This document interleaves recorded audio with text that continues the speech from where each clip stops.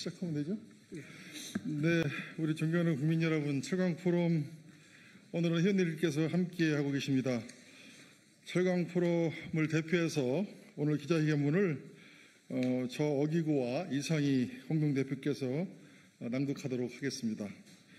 오늘 저희는 국회 철강 포럼을 대표하여 철강산업 경쟁력 강화 및 녹색 철강 기술 전환을 위한 특별 법안 일명 K스틸법 제정안 대표 발의를 국민 여러분께 보고드리고자 이 자리에 섰습니다.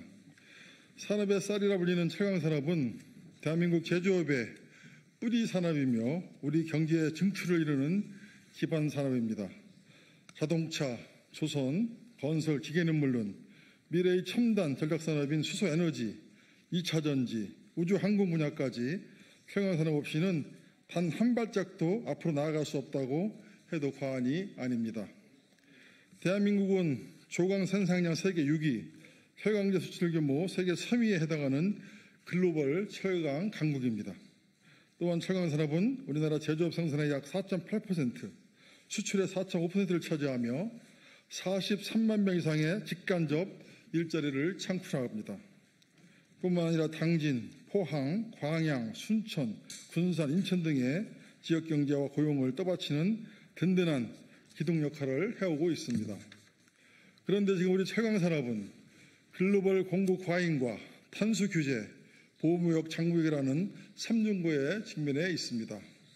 특히 올해 2월 미국은 전 세계에서 수입되는 철강 제품에 25%의 관세를 부과한 데 이어 6월에는 50%로 2배 인상하며 관세 폭탄을 투하하였습니다. 지난 31일 타결된 관세 협상에서도 이 조치는 유지되었습니다. 미국과 제조업과 주요 산업 공급망에 기여해왔던 우리나라 철강에 대해 사실상 수익 금지를 선언한 것입니다. 이 여파로 포스코, 현대제철 등 주요 기업은 물론 중소철강 강업체들까지 수출 타격과 경영 불확실성에 직면하고 있습니다. 여기 유럽연합의 탄소 국경 제도 시행, 중국발 저가 수입제 범람, 탄소 중립 이행에 따른 막대한 투자 압박까지 겹치면서 우리 철강산업은 그야말로 전방위 위기를 겪고 있습니다. 이대로 간다면 대한민국 경제 주권은 위협받고 우리의 산업 생태계와 지역 경제는 치명상을 입게 될 것입니다. 이런 문제의식으로 우리 철강 포럼은 지난 4월 국회에서 철강산업지원특별법 국회 입법 토론회를 개최하였고 이후 정부, 산업계, 학계 등과 적극적인 소통을 통해 현장의 의견을 반영하고 관련 기관들과도 긴밀하게 협력하여 철강산업지원 법안을 준비해 왔습니다. 그 결과 오늘 여야 국회의원 106명이 정파와 이념을 뛰어넘어 철강산업의 경쟁력을 강화하고 녹색 철강기술 전환을 체계적으로 지원하는 K스틸법을 대표 발의하게 되었습니다. 존경하는 국민 여러분, K스틸법은 철강산업의 지속 가능한 성장과 탄소 중립 전환을 위한 국가적 대응을 담은 산업 패러다임 전환법입니다. 지금부터 그 주요 내용을 설명드리도록 하겠습니다. 첫째, 국가 전략산업으로서 철강산업의 위상을 재정립했습니다. 철강산업을 국가경제의 안보와 핵심 기반 산업으로 규정하고 대통령을 위원장으로 하는 철강산업 경쟁력 강화 특별위원회를 설치하여 5년 단위의 기본계획, 매년 실행계획을 수립하여 철강산업 경쟁력을 체계적으로 강화하고 탄소 중립 전환을 앞당기게 했습니다. 둘째, 녹색 철강 기술 개발 및 탄소 중립 전환을 획기적으로 지원하도록 하겠습니다. 철강산업은 국내 온실가스 배출량의 14%를 차지합니다.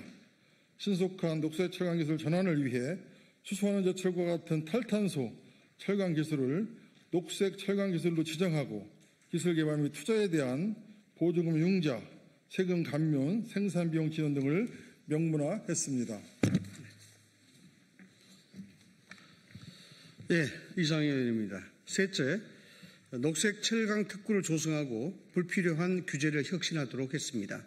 녹색 철강 특구를 주요 철강 산업 집적지에 지정 또는 조성하고 해당 특구에 대해서는 인허가 절차 간소화, 예타 면제, 세제 지원, 기반시설 설치 지원, 민원 신속 처리 등 다양한 규제 특례와 재정 지원을 할 수 있도록 했습니다. 넷째, 불공정 무역에 대응하고 수입제 남용을 억제하도록 했습니다.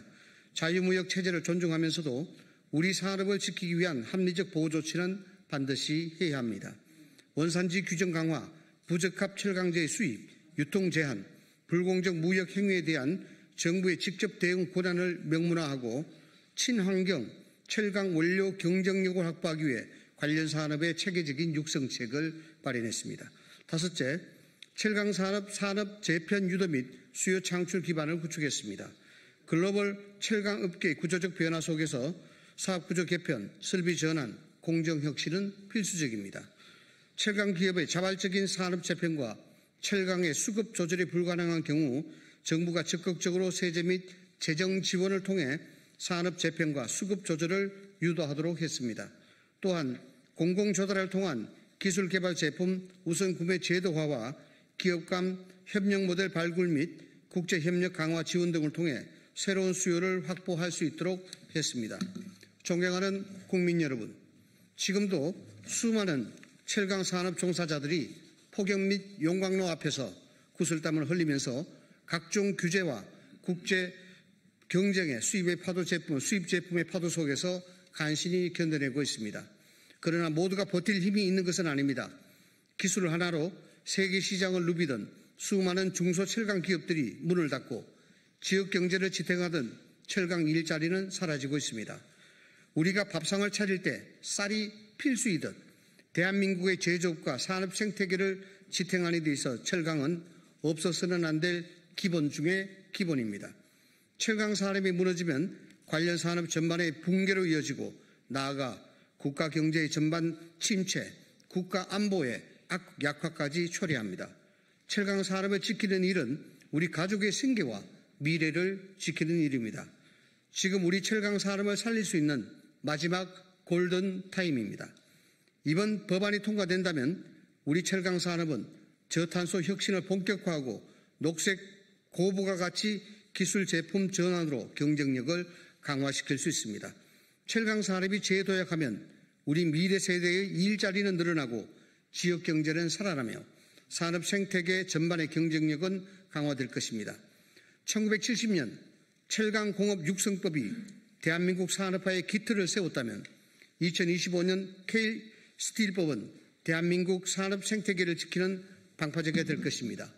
존경하는 국민 여러분, K-스틸법은 정파를 초월하여 대한민국 산업과 경제의 미래를 걱정하는 국회의원 106명이 힘을 모아 마련한 초당적 법안입니다.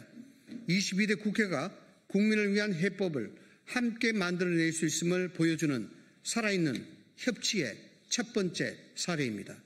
대한민국이 경제 위기와 보호무역주의라는 거대한 도전에 직면한 지금 여야가 협력하지 않으면 국민의 삶은 더 어려워질 수밖에 없습니다. 정치가 제 역할을 할 때, 국회가 힘을 모아 난제를 해결할 때 우리는 위기를 기회로 만들 수 있습니다. 지금 우리가 함께하면 대한민국 철강은 반드시 일어설 수 있습니다.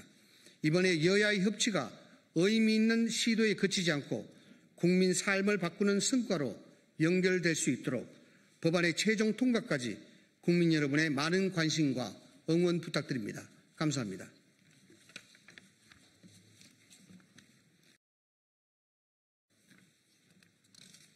안녕하십니까. 좋은 아침입니다. 부평을 국회의원 박선원입니다. 저는 국회 정보위 간사이며 국회 국방위원회 위원이기도 합니다. 오늘은 이재명 전 대표 피습에 대해서 국가정보원에서 테러로 규정하지 않고 오히려 커터칼 미수, 그러니까 문방구에서 쓰는 커터칼 미수라고 축소 왜곡한 김상민 전 국가정보원 법률특보를 직권남용 혐의로 고발하고자 기자회견을 하게 되었습니다. 존경하는 국민 여러분, 저는 오늘 검사 출신 김상민 전 국가정보원 법률특보를 직권남용 혐의로 고발하고자 이 자리에 나왔습니다. 김상민 전 특보는 윤석열과 김건희의 최측근으로 조국 전 법무장관을 죽이기 위한 표적 수사에 앞장섰으며 정치적 중립을 지켜야 할 현직 신부님에도 불구하고 22대 총선에서 국민의힘에 공천을 신청한 대표적인 정치검사입니다. 또한 김상민을 출마시키려는 과정에서 윤석열과 김건희가 압력을 행사했다는 의혹, 즉 김건희 공천 개입 의혹은 현재 특검에서 수사 중인 사안이기도 합니다.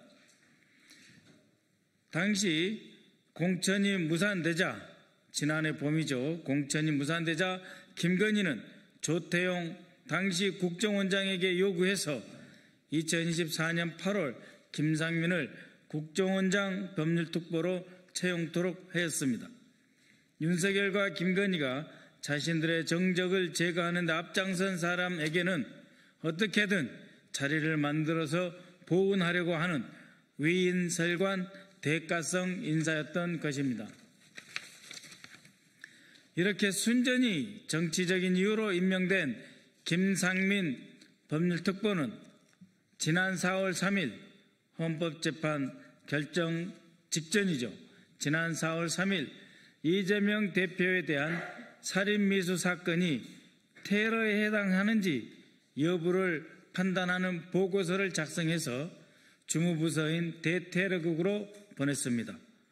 그런데 이 보고서는 제목부터가 커터칼 미수로 당시 원내 제1당 대표였던 이재명 대통령에 대한 테러를 대놓고 축소 왜곡하는 내용입니다.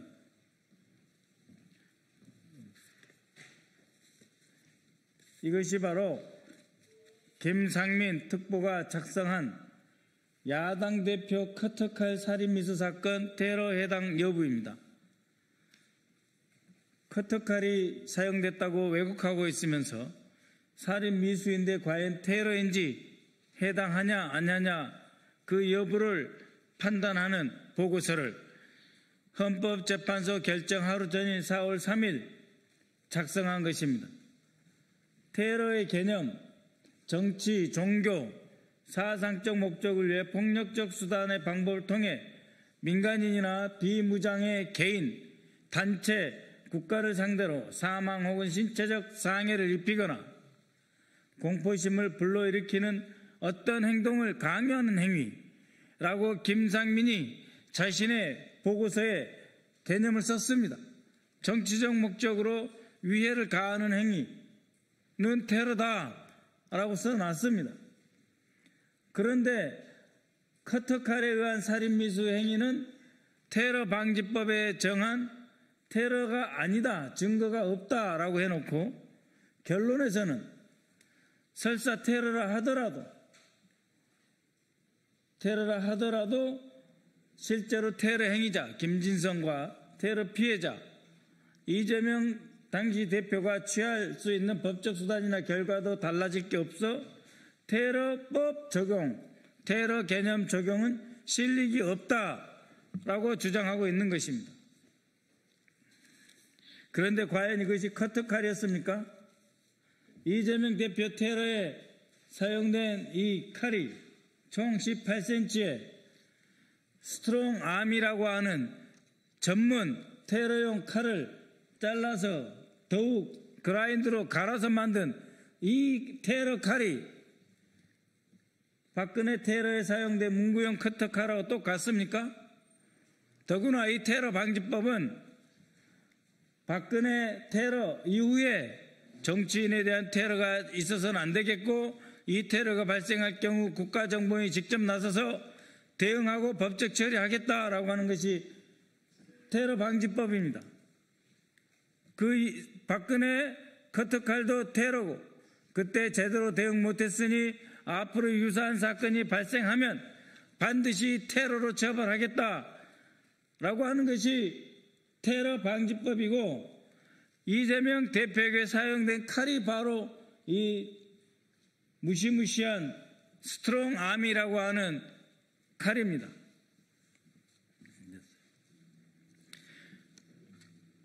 이 보고서의 작성 일자, 이 보고서에서 작성된 김상민은 법원이 적시한 범행 도구인 자그마치 18cm의 등산용 칼을 문구용 커터칼이라고 하는 등 상식 이하의 용어를 써가며 이재명 대표가 목숨을 잃을 뻔한 위중하고 엄중한 사건의 의미를 축소 왜곡하였습니다. 또한 김상민은 법률적 판단보다는 위로금 등 금전적 문제를 언급하며 테러 방지법 적용에 실력이 없다고 평가했습니다. 이뿐만 아닙니다. 김상민은 법원이 합정 판결문에서 이 대표 피습 사건이 정치적 목적이 있었다라고 적시했는데도 이를 완전히 무시한 채 테러가 아닌 살인 미수라고 단정했습니다. 본인이 앞서 규정한 테러 규정 스스로를 부정하는 것입니다. 그렇게 되면 테러 방지법이 있다 하더라도 대한민국이 대통령이 된 당시 가장 유력한 대통령 선거 후보로 수천만의 국민의 지지를 받았던 사람을 정치적 목적으로 다시 죽이는 사건이 벌어져도 된다는 말입니까?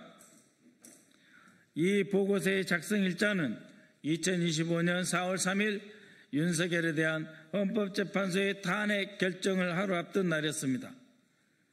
작년 8월에 임명된 사람이 그동안 무엇을 하다 탄핵 선고 하루 전에 이렇게 왜곡된 판단을 유도하는 보고서를 작성한 것입니까? 공천에 탈락한 자신을 위해 국정원 특보 자리를 만들어준 윤석열, 김건희에게 답례하기 위해 이 보고서를 쓴 것입니까? 탄핵이 기각될 것을 확신하고 윤석열에게 잘 보이려고 작성한 보고서입니까? 아니면 헌재 결정 직전에 판을 뒤집어 보려는 내란 세력 최후의 바라기였습니까? 사건 발생 직후 윤석열 스스로 이를 테러라 규정했음에도 불구하고 윤석열과 조태용은 테러 방지법을 적용하지 않았고 국정원 책임하에 사건의 실상, 배후, 목적, 당시 윤석열 정권과의 연관성 여부에 대한 수사를 하지도 않았습니다. 테러 방지법에 따른 피해자 이재명 대표에 대한 보호 조치를 하지 않았을 물론이고 구구 유튜버들의 극렬한 명예훼손을 방치, 조장하였습니다. 국정원은 심지어 범행 동기가 정치적인 이유라는 대법원 판결이 있은 후에도 이를 테러 사건으로 규정하지 않고 마치 4월 4일 헌법재판소에서 윤석열이 파멸되지 않고 대통령 직무에 복귀할 것이라는 확신을 갖고 있었던 듯 그 전날인 4월 3일 사건을 왜곡 축소하는 결론을 내렸던 것입니다. 국정원의 각 부서는 법률 판단이 필요할 경우 원장 특별보좌관이 아닌 공식 조직인 기획조정실 안에 있는 법무처의 법률 검토를 의뢰합니다. 그런데 이 해당 보고서에서 보다시피 국정원 대테러국장은 이례적으로 기조실 법무처가 아닌 김상민 특보에게 법률 검토를 요청하여 작성토록 하였습니다. 대테러국장은 왜 국정원의 정상적인 조직과 절차를 놔두고 윤석열, 김건희의 최측근인 김상민에게 법률 판단을 요청한 것입니까? 기조실 법무처에서는 자신이 원하는 왜곡된 결과를 받아볼 수 없을 것 같으니 정치검사 출신 김상민에게 요청한 것입니까? 이처럼 이해할 수 없는 과정을 거쳐 작성된 김상민 특보의 커터칼 미수 보고서는 윤석열과 김건희가 자신을 챙겨준 은혜를 갚기 위해 특보로서 직권을 남용하여 국정원 직원들의 정당한 권리 행사를 방해한 것입니다. 이에 저는 김상민 전 특보를 형법 제123조 직권남용 혐의로 특검에 고발할 예정입니다. 또한 정상적인 법률 검토 절차를 무시하고 정치검사에게 법률 판단을 요청한 당시 테러국장 1년 반 만에 3급에서 2급, 2급에서 1급으로 초고속 승진한 대테러국장도 정치관여 혐의로 고발하겠습니다. 김건희 특검에 촉구합니다. 김상민이 작성한 보고서가 자신을 특보로 만들어준 윤석열, 김건희에 대한 대가성이었는지, 그리고 그 과정에서 직권을 남용하였는지 여부를 철저히 수사하여 주시기 바랍니다. 국정원에도 촉구합니다. 대터러국에서 김상민에게 법률 검토를 요청한 경위가 무엇인지, 이재명 대표 테러 피습 사건을 테러로 지정하지 않겠다는 목표를 세워놓고 입맛에 맞는 법률 해석을 내려줄 사람을 찾았던 것은 아닌지 조사하여 진상을 밝혀주시기 바랍니다. 끝으로 법무부 장관님께도 강력히 요청드립니다. 이번 이상민 특보의 왜곡된 법 적용 사건을 계기로 지난해 1월 2일 발생한 이재명 대표 피습 테러에 대해 다시 수사해 주십시오. 처음부터 테러 방지법을 적용하지 않은 이유, 최초 사건 발생 직후 국정원 대테러국과 총리실 대테러센터, 대통령 안보실 간의 보고 및 사건 축소 과정을 다시 수사해서 사건의 실체와 전모를 분명히 밝혀주시기 바랍니다. 감사합니다.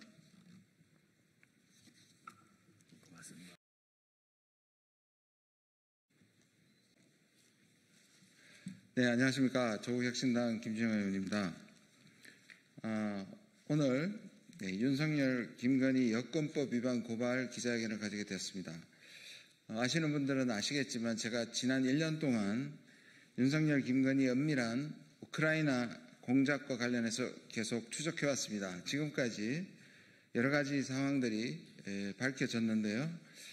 작년 10월에는 국방부 무기 담당 간부들이 우크라이나의 국회 동의 없이 파병 나간 사실을 공개했습니다. 한 명이라도 군인이 파견된다면 그것은 파병입니다. 엄격한 의미에서. 그리고 올해 6월에는 윤석열 정부의 우크라이나 군사 장비에 대한 위장 계약을 통한 불법 계약을 폭로했습니다.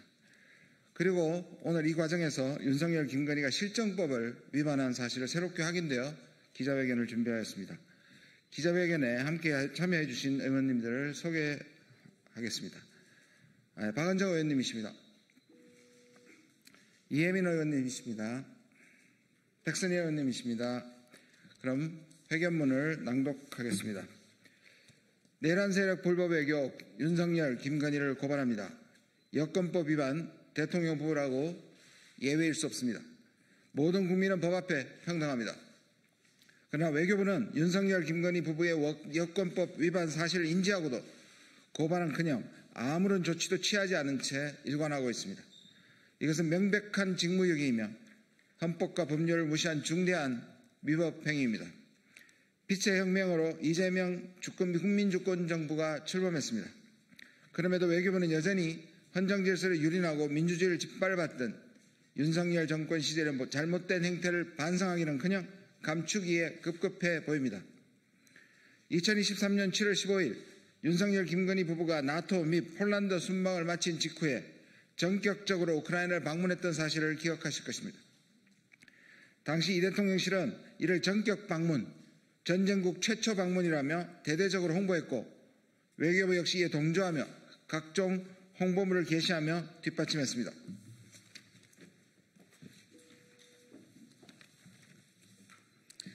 그런데 불과 하루 전인 2023년 7월 14일 외교부는 제49차 여권정책심의위원회를 개최하고 우크라이나에 대한 여행금지 조치를 2024년 1월 31일까지 연장한다고 발표했습니다. 우크라이나 대사관도 이 사실을 동일하게 공지한 바 있습니다. 우크라이나는 2022년 2월 13일 이래 대한민국 외교부 장관의 권한으로 여행금지국으로 지정되었고 현재 이 시간에도 유효하며 이 조치는 2026년 1월 31일까지 다시 연장된 상태입니다. 대한민국 여권법은 명확합니다. 지위고하를 막론하고 그 누구든 여행금지국을 공무상 방문해야 할 경우 반드시 외교부 장관의 예외적 여권 사용 허가를 받도록 규정하고 있습니다. 하지만 윤석열과 김건희 부부는 어떠한 신청도 승인도 없이 우크라이나에 불법 입국했습니다. 헌법과 법률을 수호해야 할 현직 대통령이 대한민국 법을 정면으로 위반한 것입니다. 더 심각한 문제는 윤석열, 김건희 부부, 대통령실과 외교부 관계자들은 승인 없이 여행 금지구 우크라이나에 입국하는 것이 위법 행위임을 인지하고도 전격 불법 입국을 자행한 것입니다. 도대체 그 무슨 일이, 그 어떤 사유가 현재 대통령 부부를 위법 행위자로 만들면서까지 우크라이나에 전격적으로 입국을 해야만 했는지 궁금하지 않을 수 없습니다. 단지 그들 부부의 방문 이후 벌어진 국방부 간부 파병, 군사 장비 불법 양도, 삼부토건 주가 조작 문제 등 제기되고 있는 의혹들로 미루어 짐작할 수 있을 뿐입니다. 정말 국민의 한 사람으로서 깊은 분노와 참담함을 느낍니다. 이와 관련된 이들 또한 윤석열 부부와 마찬가지로 불법적으로 우크라이나에 입국한 사실이 있었는지 철저히 수사를 통해 밝혀내야 할 것입니다.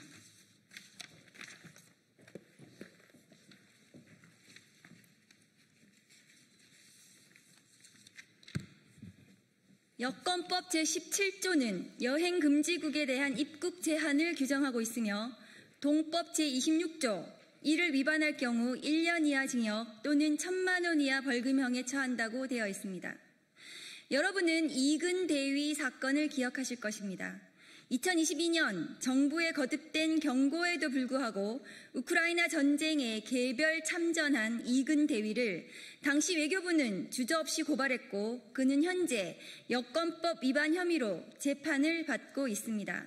그러나 공교롭게도 윤석열, 김건희 부부가 우크라이나를 불법 방문한 2023년 전후 우크라이나 관련 여권법 위반자에 대한 외교부의 고발은 단 한 건도 없었습니다. 윤석열 부부의 불법 방문 이후에 정말 허가 없이 우크라이나를 방문한 사람이 단 한 명도 없는 것입니까? 혹시 윤석열 부부조차 고발하지 못하는 상황이니 다른 사람들마저 사실상 방치하고 있는 것은 아닙니까? 이쯤 되면 외교부가 선택적 고발이라는 직무유기와 직권남용에 빠져 있는 게 아닌지 되묻지 않을 수 없습니다. 당시 외교부를 이끌었던 책임자들에 대해서도 철저하게 조사하고 잘못이 있다면 반드시 법적 책임을 물어야 할 것입니다. 법 앞에서 성역은 없습니다. 윤석열과 김건희는 법 위에 군림하는 존재가 아닙니다. 모든 국민은 법 앞에 평등해야 합니다. 외교부에 엄중히 경고합니다. 외교부는 더 이상 윤석열, 김건희 부부의 불법 행위를 비호해서는 안 됩니다. 외교부는 선택적 고발과 불법 행위를 방조한 데 대해 국민 앞에 분명히 사죄하고 새롭게 태어나야 합니다. 이를 위해서는 외교부 스스로가 윤석열 내란 정권과 연루되었다는 의혹이 제기된 우크라이나 불법 군사 장비 지원과 삼부토건 주가 조작 의혹에 대해서도 국민 앞에 하나하나 사실을 밝히고 소상히 해명해야 합니다. 아울러 이런 불법 행위에 대해 침묵하고 협조한 외교부 관계자들이 있다면 수사와 문책을 통해 책임을 물어야 할 것입니다.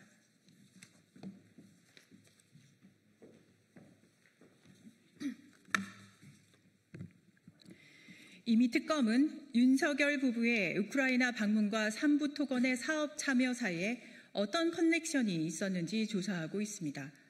외교부 역시 알고 있을 것입니다. 스위치가 옆에 있는데도 누르지 않는다면 어떻게 빛이 들어오겠습니까? 여권법을 위반하면서까지 윤석열 부부가 갑자기 전격적으로 우크라이나를 방문한 것이 공무상 목적이었는지 사적 목적이 있었는지 명명백백하게 밝혀내야 합니다. 지금이라도 외교부가 눈앞의 스위치를 눌러 스스로 불을 밝혀 책임 있는 자세로 임해주기를 바랍니다. 만약 외교부가 윤석열, 김건희의 정치적 면죄부 노름에서 벗어나지 못하고 국민을 기만한다면 머지않아 거센 국민적 분노에 직면하게 될 것입니다. 국민을 대표하여 오늘 우리는 실정법을 위반한 윤석열과 김건희를 고발합니다. 부디 이를 통해 윤석열 내란 세력이 무너뜨린 대한민국 외교를 바로잡는 출발점이 되기를 진심으로 바랍니다. 우리는 또한 대한민국 외교부의 대다수 공무원이 국가와 국민을 위해 묵묵히 그리고 충실하게 자신의 책임을 다하고 있다는 사실도 잘 알고 있습니다. 이번 계기를 통해 외교부가 국민의 신뢰를 회복하고 오직 국익과 오직 국민을 위한 당당한 대한민국 외교를 다시 시작할 수 있기를 바랍니다. 2025년 8월 4일 조국혁신당 국회의원 김준형, 박은정, 이혜민, 백선희 이상입니다. 감사합니다. 예, 저희는 이 기자회견을 마치고 바로 경찰청으로 가서 고발장을 접수할 겁니다. 혹시 또 설명이 필요하시면 백브리핑을 하고 떠나겠습니다. 감사합니다.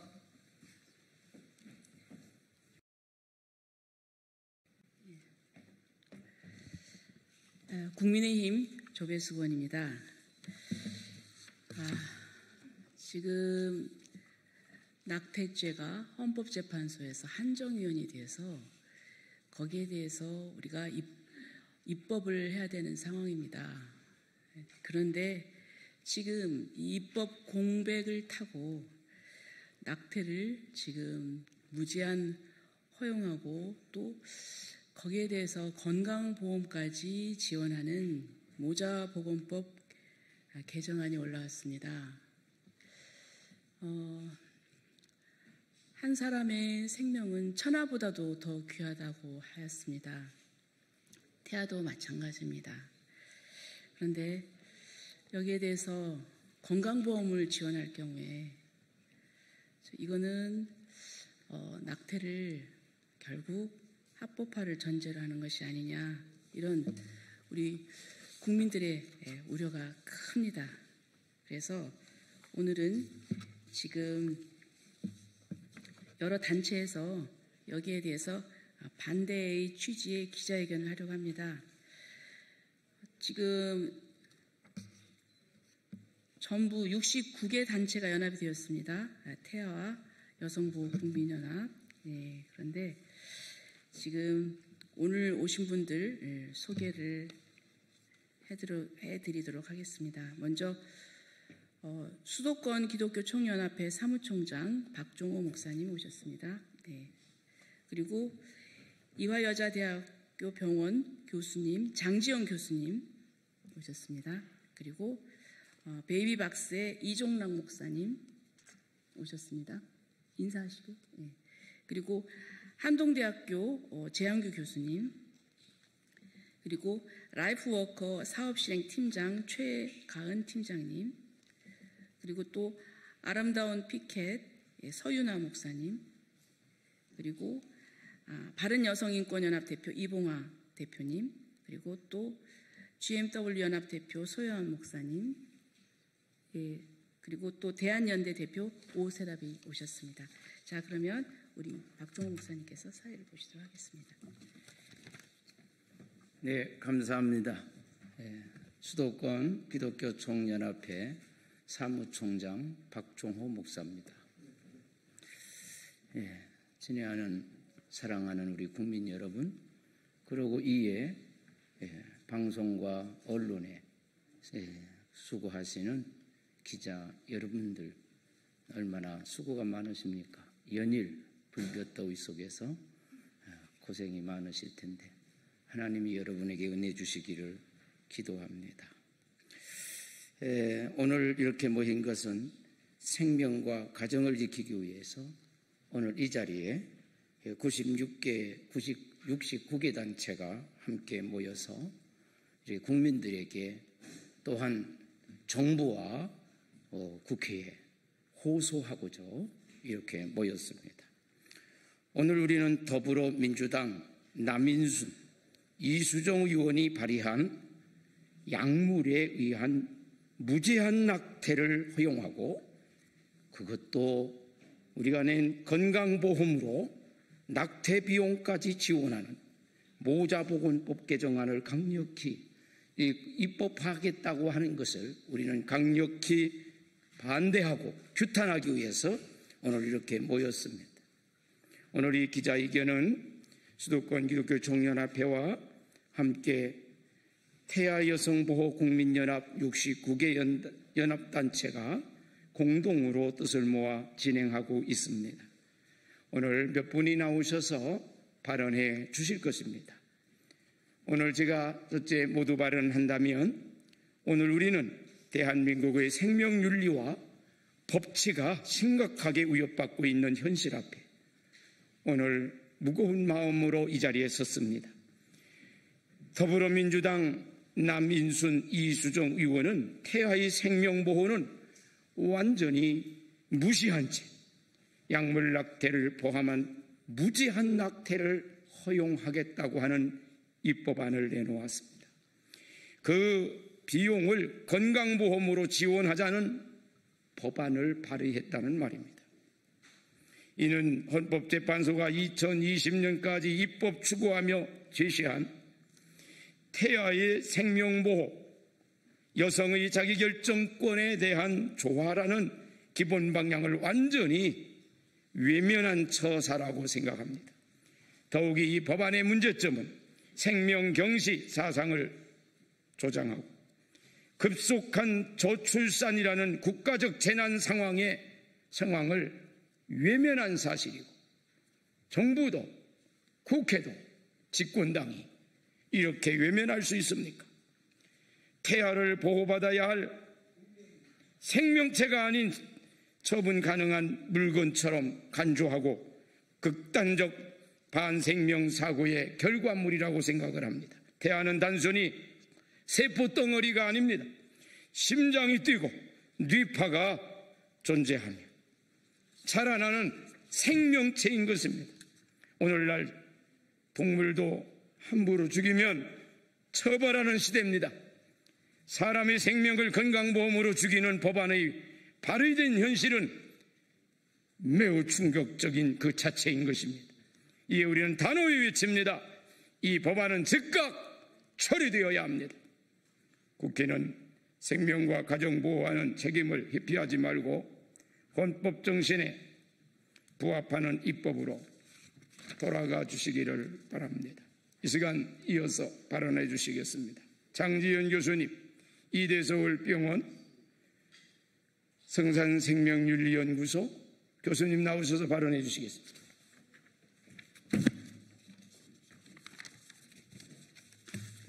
존경하는 국민 여러분 그리고 언론인 여러분, 지난해 6월 한 20대 여성이 36주차 태아를 낙태한 영상을 유튜브에 올린 이른바 낙태 브이로그 사건은 전 국민을 큰 충격에 빠뜨렸습니다.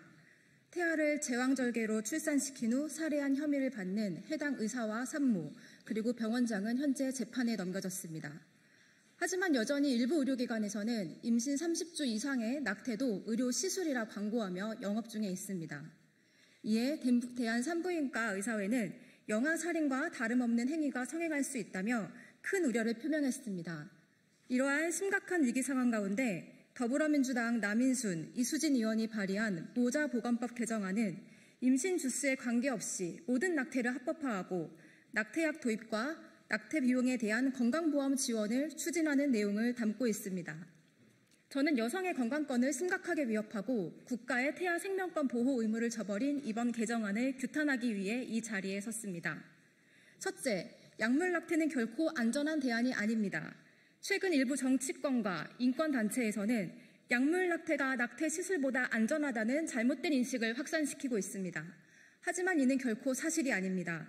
2023년 미국 산부인과 학회는 낙태 시술보다 약물 낙태에서 더 많은 합병증과 부작용이 발생하고 임신 주수가 질수록 여성에게 미치는 위험도 커진다고 경고했습니다. 낙태약물인 미페프리스토는 태아에게 영양과 산소 공급을 차단하고 미소프로스톨은 자궁 수축과 자궁 경부 이완을 유발하여 고사된 태아를 배출시킵니다. 이 과정에서 복통과 과도한 출혈이 유발될 수 있는데 평균 9에서 16일 동안 출혈이 지속됩니다. 약 8%에서는 입원 치료가 필요한 다량 출혈이 발생할 수가 있고 8%에서는 30일 이상 출혈이 지속될 수 있고 1% 이내에서는 과다출혈로 입원 치료가 필요할 수 있습니다. 임신 주수가 높아질수록 낙태 실패율도 증가하는데 8주 이하는 2에서 6%, 10주를 넘기면 13% 이상으로 급증합니다. 자궁내 임신이거나 과거 제왕절개 경험이 있는 여성이 임의로 약물을 복용할 경우 자궁파열, 영구불임 등 치명적인 상황이 초래될 수 있어 반드시 의료진의 진단과 처방, 사후 관리가 있어야 합니다. 미국 FDA는 약물 낙태 승인 이후 4,207건의 부작용을 보고했고 그중 26건은 사망, 1,045건은 입원, 603건은 수혈이 필요한 과다출혈, 413건은 감염 사례였습니다. 2016년 이후 사망을 제외한 부작용 보고 의무가 폐지되었기 때문에 실제 피해 건수는 통계 수치를 상회할 것으로 추정됩니다. 이에 미국 FDA도 해당 약물을 전문의약품으로 분류해 엄격히 관리하고 있습니다. 둘째, 저는 의사로서 생명을 경시하는 악법에 깊은 우려를 표합니다. 현대의학은 생명은 수정순간 시작된다는 사실을 분명히 밝히고 있습니다. 태아는 단순한 조직이나 세포가 아니고 독립된 인간 존재로서 고유한 주전 정보를 갖춘 생명입니다. 의학은 생명을 치료하고 보호하기 위한 학문입니다. 법이 생명을 제거하는 행위를 제도적으로 지원할 때 우리는 의료 현장에서 생명과 여성 건강을 지켜온 전문가로서 이러한 상황을 결코 자시하지 않을 것입니다. 셋째, 생명 존중 3원칙에 준하는 개정안을 마련해 주십시오. 낙태 전면 합법화와 약물 낙태 도입은 여성의 건강권과 인권도 심각하게 훼손할 것입니다. 모든 자원을 활용하여 위기에 빠진 여성들을 돕는 것, 그리고 낙태를 하지 않아도 행복할 수 있는 사회를 만드는 것이야말로 우리 사회 공동체의 의무임을 기억해 주십시오. 이에 다음과 같은 내용을 발의해 줄 것을 국회에 요청드립니다. 1. 모든 생명은 보호받아야 하며 이는 국가의 의무임을 명시할 것. 2. 낙태 전면 합법화 및 건강보험 편입 시도를 즉각 중단할 것. 3. 낙태 상담 의사와 시술 의사를 분리하고 낙태 수술 전문 의료기관 및 인증 의사를 지정, 관리함으로써 낙태가 이윤 추구의 수단이 되지 않도록 할 것. 4. 낙태약 도입 시 의학적 안전기준과 전문의 관리 체계를 마련할 것. 5. 태아 생명권과 여성 건강보호를 균형 있게 고려하는 정책을 재설계할 것. 6. 의료진이 양심과 종교적 신념에 반하는 행위를 강요받지 않도록 낙태 거부권을 명시할 것. 지금 대한민국 정부는 가장 연약한 생명을 지키는 최후의 보루로서 그 책임을 다할 것인지 아니면 생명을 정치적 이해관계 속에서 거래 가능한 변수로 전락시킬 것인지를 선택하는 중대한 기로에 놓여 있습니다. 우리는 생명을 죽이는 법을 결코 정의로운 법이라 부를 수 없음을 경고하며 이번 모자보건법 개정안의 즉각적인 철회를 강력히 요청합니다. 네, 감사합니다. 이 시간에는 이종락 대표님 나오셔서 베이비박스 대표십니다. 발언해 주시겠습니다.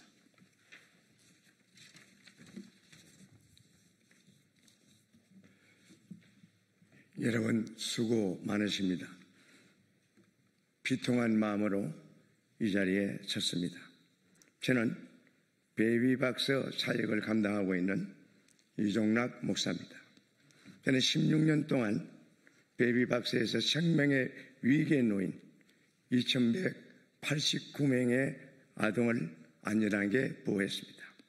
그리고 그 아이들의 엄마와 위기 임산부를 만나서 한없이 울기도 웃기도 하며 위로하며 그들이 이 세상에서 살아갈 수 있도록 상담을 하고 또 지원을 하고 있습니다.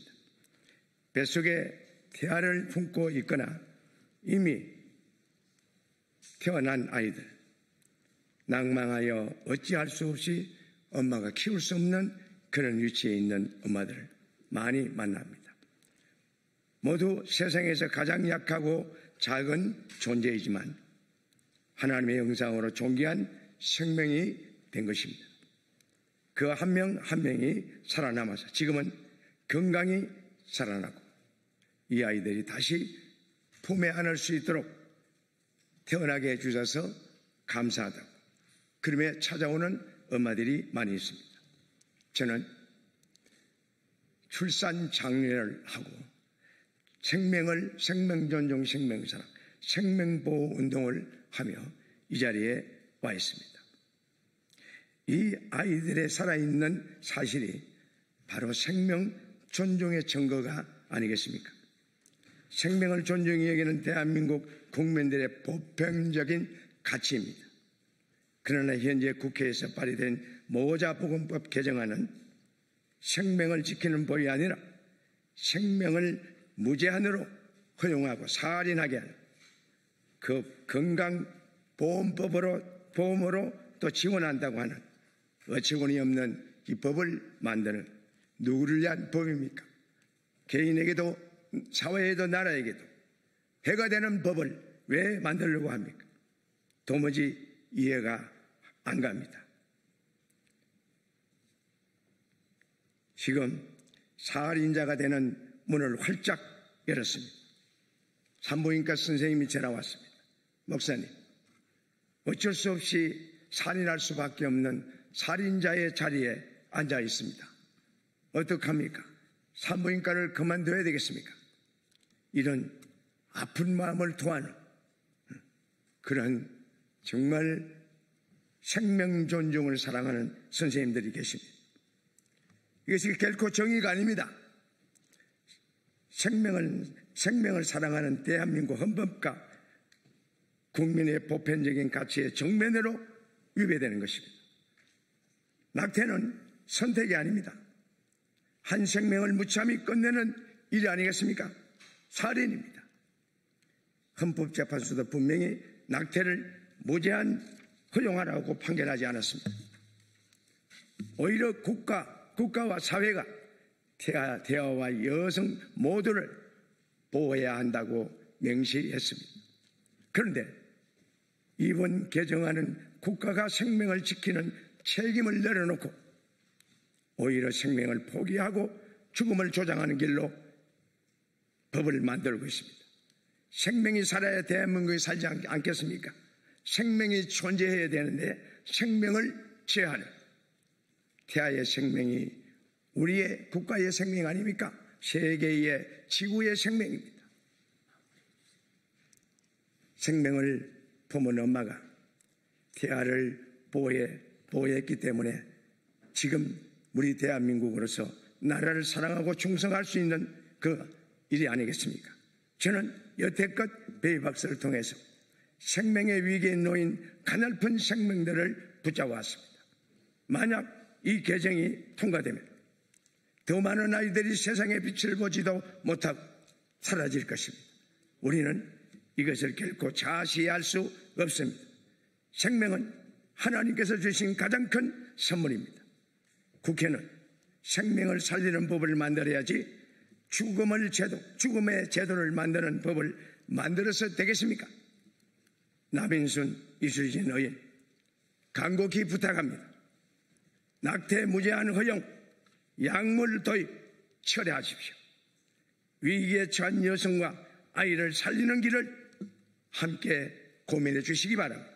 저는 베이박스 앞에서 그리고 국회에서 그리고 대한민국 국민들에게 탄식하며 호소할 것입니다. 태아는 생명입니다. 우리는 모두 태아의 대변인이 되어줬으면 좋겠습니다. 저는 그 아이들의 소리를 듣고 있습니다. 살려달라. 태아가 말합니다. 나는 살고 싶다고. 생명은 간절한 그 생명의 그 부탁을 우리는 외면해서는 안 됩니다. 생명은 절대 포기할 수 없는 인류 보편적인 가치입니다. 감사합니다. 네, 감사합니다.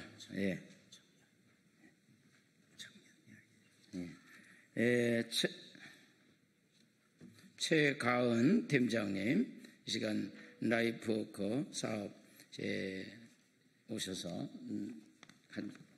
발언해 주시겠습니다.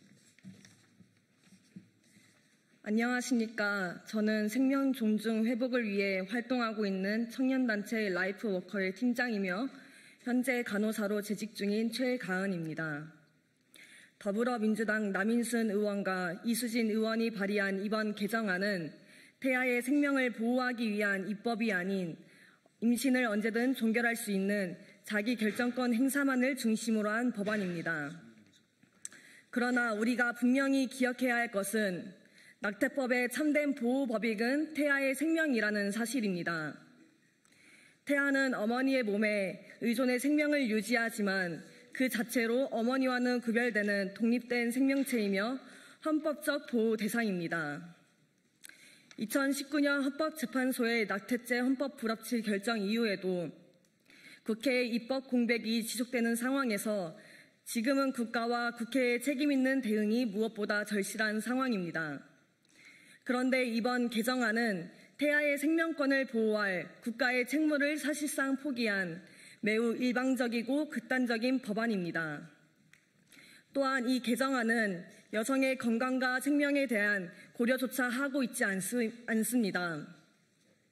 의학계에서도 분명히 임신 후기로 갈수록 낙태는 신체적 위험과 합병증 가능성이 높아지며 약물 낙태는 여성의 건강에 심각한 위협이 되고 있음을 경고하고 있습니다. 태아의 생명도 여성의 건강도 외면한 이 개정안은 과연 누구를 위한 법안입니까? 저는 청년을 대표하여 다음과 같이 강력히 촉구합니다. 하나, 여성의 자기결정권만을 일방적으로 강조하며 모든 책임을 회피한 이번 개정안을 즉시 철회해 주십시오. 하나, 낙태죄 처벌 시기를 논의함에 있어 반드시 그 보호 대상인 태아의 생명을 어떻게 보호할 것인가에 대한 논의도 함께 진행해 주십시오. 하나, 성에 대한 책임을 강조하고 임신한 여성을 임신 전중 후 모든 단계에서 실질적으로 지원할 수 있는 법안과 제도를 마련해 주십시오. 지금 우리는 단지 권리를 넘어 생명과 책임의 가치를 되살려야 할 때입니다. 청년 세대는 생명을 포기한 법이 아닌 생명을 지키고 책임을 다하는 사회를 요구합니다. 네, 감사합니다. 이 시간에는 우리가 시간이 초과되어 가고 있어서 성명서도 또 생략하고 여러분이 나눠드린 내용을 충분히 참고하셔서 기사화해 주시면 감사하겠습니다. 더불어민주당 남희순 이수정 의원이 발의한 이 법안은 국민 대다수가 동의하지 않는 반생명적인 그러한 것이며 결코 건강한 사회로 나가는 길이 될 수 없다는 사실입니다. 태아는 생명입니다. 낙태는 생명을 멈추는 것입니다. 오늘 이 외침이 우리 국회를 움직이고 집권당인 정부를 움직이게 하는 그러한 촉매차가 됐으면 좋겠고 생명 존중 대한민국을 세우는 마중물이 되기를 바라며 우리 기자 여러분들께서 충분히 잘 전달해 주시면 감사하겠습니다. 감사합니다.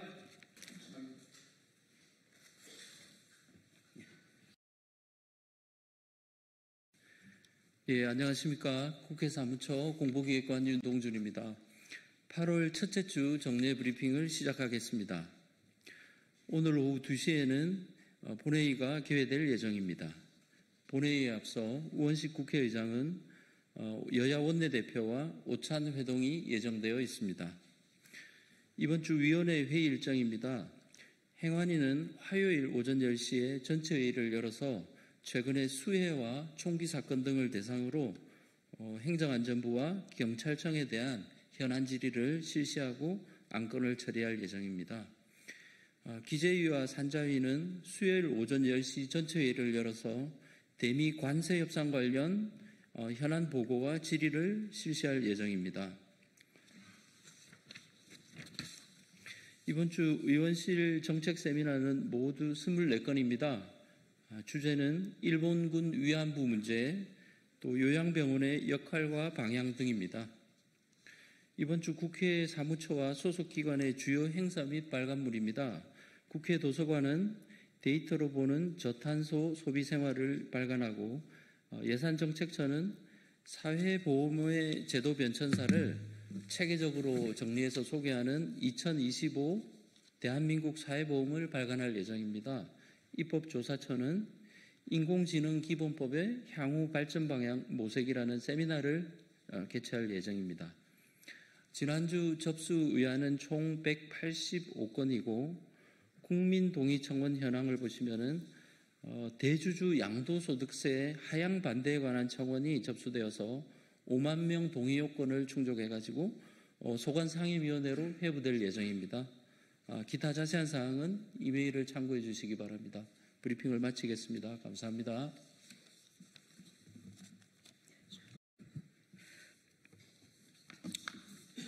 제가 오늘 방송 3법에 대해서 말씀드리려고 이 자리에 섰습니다. 안녕하십니까. 국민의힘 전당대회 최고위원으로 출마한 최수진 국회의원입니다. 오늘 국회에서 더불어민주당이 일방적으로 통과시키려는 방송법 관련 주요 문제점을 말씀드리고자 합니다.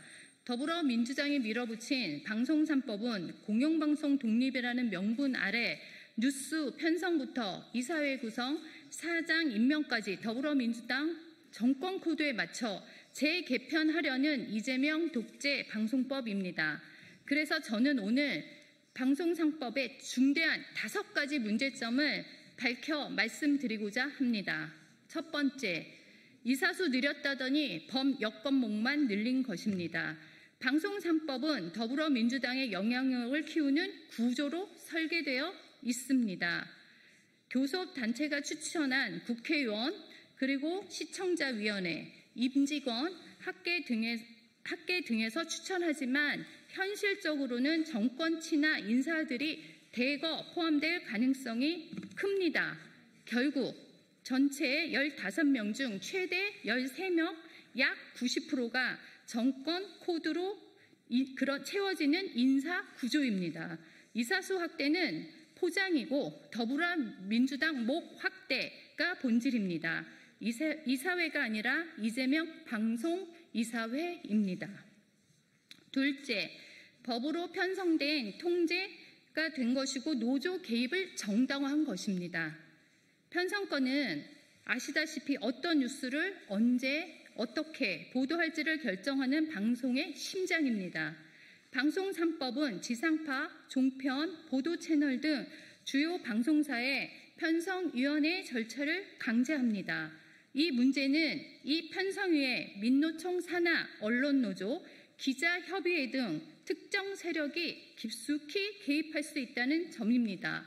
결국 뉴스 편성 방향 자체가 정권 코드에 따라 움직이게 되는 것입니다. 셋째, 정부가 민간 언론까지 쥐락펴락하는 법입니다.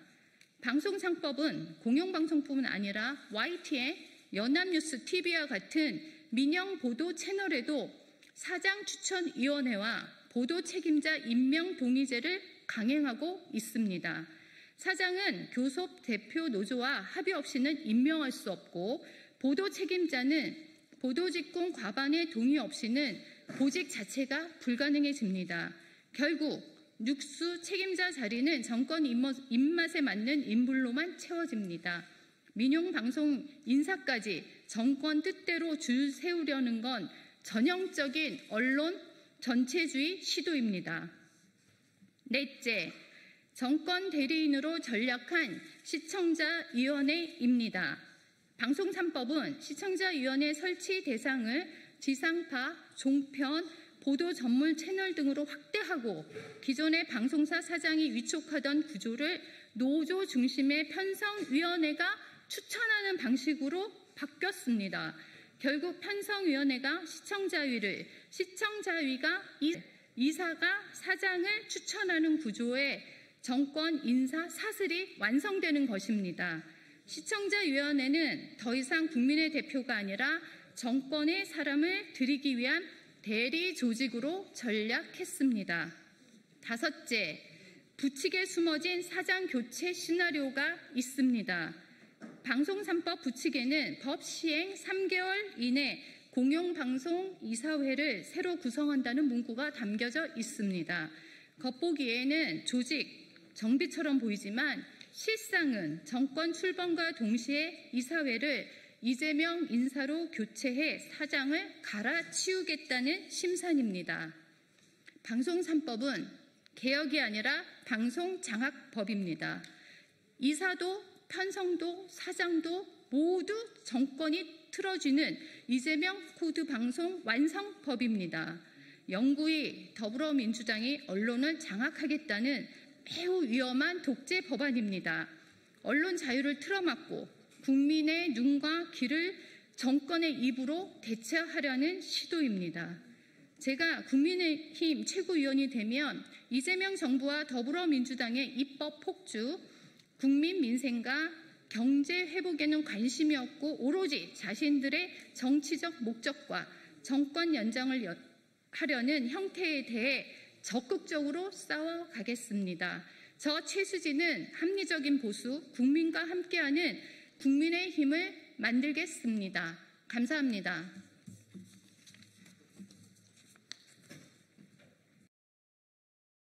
네, 더불어민주당 원내대변인 김현정입니다. 구치소 독방에 셀프 감금 자청한 내란숙의 단호한 법 집행을 촉구합니다. 내란숙의 윤석열이 구치소 독방에 감금되길 자청하며 특검 조사에 불응하고 있습니다. 속옷 차림으로 드러눕고 변호인 접견을 반복하고 구속 적부심을 남발하며 법 질서를 조롱하는 내란숙회를 국민께서 언제까지 지켜봐야 합니까? 윤석열은 체온 조절을 이유로 수위를 벗었다고 우기지만 시중에서는 파충류냐는 냉소가 나올 정도로 상식을 벗어난 억지 주장일 뿐입니다. 한때 대통령이었던 자가 헌정을 유린한 중대범죄에 책임지지는 못할 망정 최소한의 사법 절차조차 거부하는 작금의 행태는 참담하기 그지없습니다. 또한 윤석열의 속옷 저항이 해외 언론의 조롱거리가 되고 있습니다. 윤석열 측은 국민의 알 권리가 아니라고 주장하지만 진정한 국격 훼손은 속옷을 입은 채 수사를 거부하는 그 파렴치함 자체입니다. 다음에는 또 어떤 방식으로 국민을 부끄럽게 하고 대한민국을 망신스럽게 만들 작정입니까? 검찰총장 출신이면서 특검 조사는 무의미하다며 사법 시스템 자체를 부정하는 것도 기가 막힙니다. 검찰총장 시절 법의 권위를 내세워 국민을 겁박하더니 본인이 피의자가 되자 법의 정당성을 부정하는 이율 배반에 분노가 치밉니다. 윤석열은 더 이상 버꾸라지 같은 파렴치한 술수로 법의 심판을 지체시키지 마십시오. 특검은 내란 범죄의 실체를 밝히기 위해 모든 수단을 강구해야 하며 필요하다면 물리적 집행도 주저하지 말아야 합니다. 그것이 사법정의를 바로 세우는 길이며 법치주의를 지키는 일입니다. 삼부토건 시즌2 특검은 웰바이오텍 부당이득 390억 원을 수수한 이가 누구인지 철저히 밝혀야 합니다. 우크라이나 재건 테마주 관련 주가 조작 의혹 수사가 삼부토건에서 웰바이오텍으로 확대되고 있습니다. 웰바이오텍 전환사채 헐값 매각과 주가 조작 의혹은 지난 3월 정무위 현안 질의를 통해 처음으로 제기되었습니다.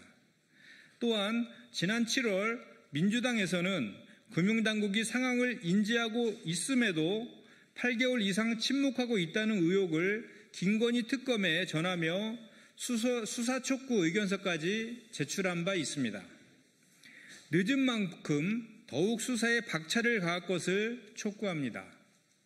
웰바이오텍은 2023년 5월부터 7월 사이 우크라이나 재건 MOU를 공개하며 주가를 3배 이상 부풀린 뒤 전환사치를 대규모로 매각해 최대 390억 원의 시세 차익을 본 정황이 드러났습니다. 이는 삼부토건 부당이득 369억 원을 뛰어넘는 규모입니다. 또한 당사 전환사채 매각을 중개한 와이즈 퍼시픽 홀딩스라는 페이퍼 컴퍼니의 실소유주는 이기훈 삼부토건 부회장 겸 웰바이오텍 회장이라는 의혹이 짙습니다. 이 부회장은 지난달 17일 이후 벌써 19일째 도주 중에 있습니다. 특검은 삼부토건, 웰바이오텍 등 주가 조작의 실체를 밝힐 핵심 인물인 이 부회장의 신병 확보에 전력을 기울여 주시기 바랍니다. 390억 원의 부당이득이 누구에게 흘러갔는지 또 김건희 여사나 지난 정부와의 관련성이 있는지도 철저히 수사할 것을 촉구합니다. 이상입니다.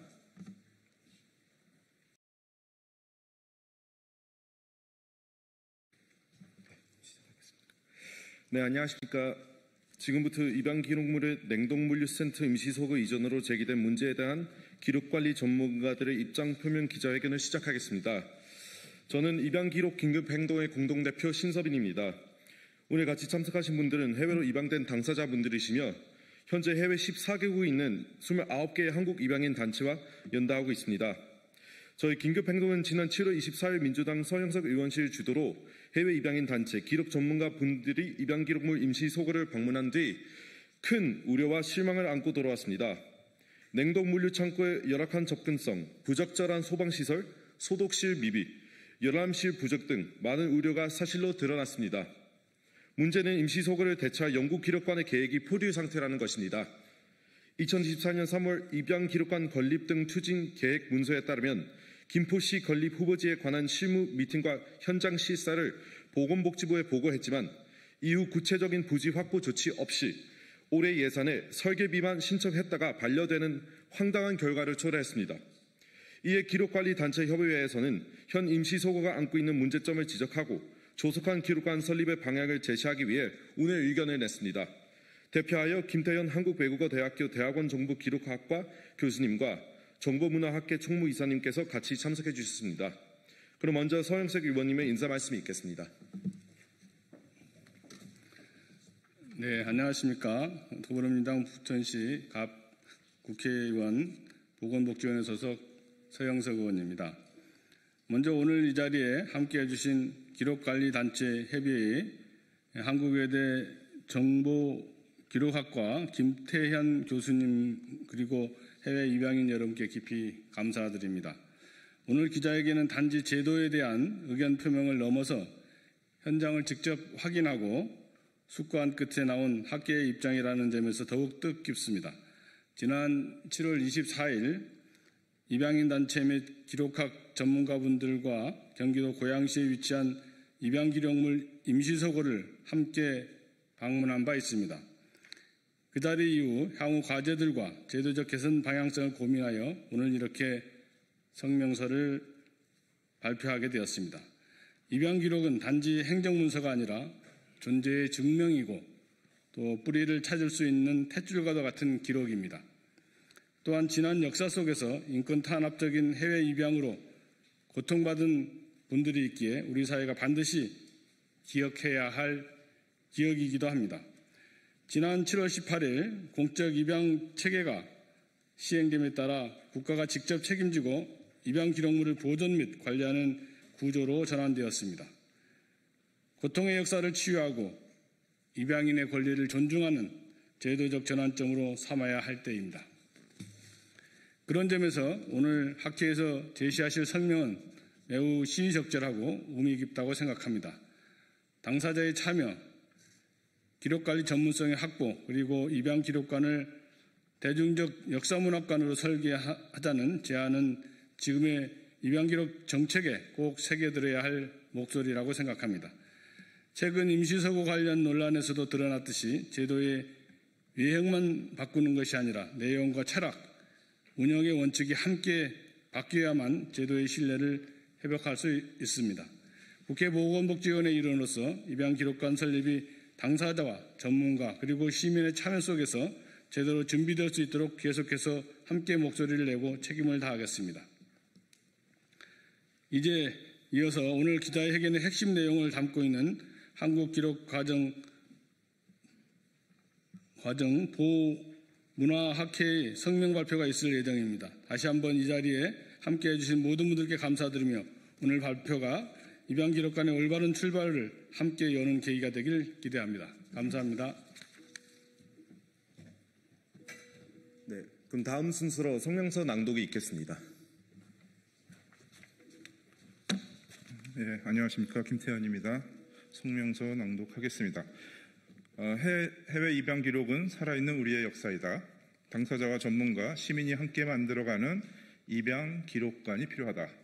작년과 올해 초 뉴스타파와 MBC PD수첩은 아동권리보장원에서 추진한 해외 입양 기록물 디지털 DB 사업의 문제점을 심층 보도했습니다. 기사는 보장원이 디지털 입양 기록에 대한 데이터 무결성 검증을 진행하지 않았고 그 결과 사용할 수 없는 데이터베이스가 만들었다는 점을 지적하였습니다. 많은 예산과 노력, 인원을 투입했지만 전문성 없이 일이 추진되면서 활용 불가능한 결과물을 얻게 됐다는 게 두 언론사의 공통된 비판이었습니다. 작년 개최된 국회 보건복지부 국정감사에서도 아동권리보장원 원장은 이와 관련된 질의에 제대로 된 답변을 내놓지 못했습니다. 올해 보장원은 두 번째 사업으로 입양기록물 임시수장고를 마련했습니다. 열흘 전 보장원은 이틀에 걸쳐 현장 설명회를 개최해 언론과 입양인 당사자, 관련 단체, 연구자들에게 공개했습니다. 입양기록관 설립이 늦어지면서 법에 따라 민간 입양기관의 기록물을 이관받아 보존해야 하는 보장원이 급하게 임시기록물 수장고를 준비해 공개한 것입니다. 그런데 입양인 당사자나 관련 연구자들을 배제한 채 보장원 내부 인력만으로 입양기록물 임시수장고 준비 사업을 주도하면서 여러 가지 문제점들이 나타났습니다. 보장원은 전국의 민간 입양기관으로부터 입수한 관련 기록을 체계적으로 확인하고 검수할 수 있는 시스템을 갖추지 못했을 뿐만 아니라 입수한 기록물을 전산화하지 못한 채 아직도 수작업으로 관리하고 있는 상황입니다. 두 번째 문제는 기록물 임시수장고가 설치되어 있는 장소와 관련됩니다. 현재 기록물 임시수장고는 쿠팡 물류센터 옆에 조성된 냉동 창고에 설치되었습니다. 그런데 이곳의 화재 진압 방식은 국가기록 표준에서 추천하는 가스 소화 시스템이 아니라 물을 이용한 스프링클러입니다. 오래되고 낡은 종이 기록물이라는 특징이 있는 기록물의 특징에도 불구하고 오래되고 낡은 종이 기록물이 대부분인 입양 기록물이 화재 발생 시 물과 불이라는 이중의 위험에 노출되어 있는 것입니다. 그 외에도 준비실이나 작업실, 탈산 장비 등이 아직 제대로 마련되지 못했습니다.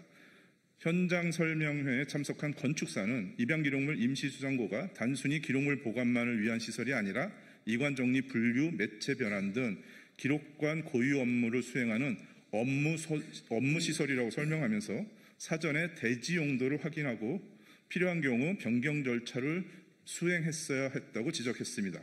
왜냐하면 지금 입양 기록물 임시수장고가 위치한 대지가 지구 단위 계획상 창고 등 몇 가지 용도로만 허가가 나는 곳이기 때문입니다. 이 경우 업무 시설인 기록물 수장고는 설치할 수 없고 차후에 용도 변경을 신청하더라도 허가가 나지 않을 가능성이 높다는 것입니다.